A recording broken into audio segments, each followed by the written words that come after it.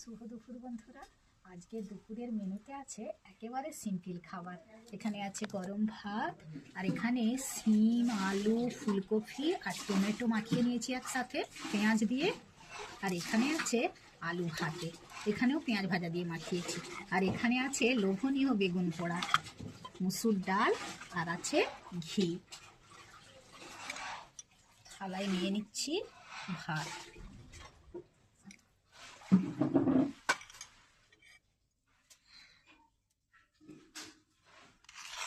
আর নিয়ে নিচ্ছি সব রকম সবজি মাখিয়ে নিয়েছি, আর একটু আলু ভাতে আলাদা করে মাখিয়েছি, নিয়ে নিলাম। আর নিয়ে নিচ্ছি বেগুন পোড়া।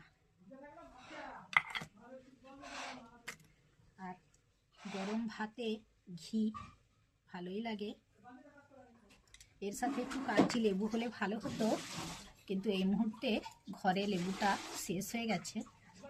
বাটিতে নিয়ে নিচ্ছি ডাল।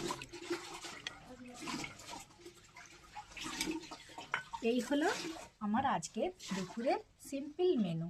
আমার চ্যানেলটি সাবস্ক্রাইব করে তোমরা পাশে থেকো বন্ধুরা। টাটা।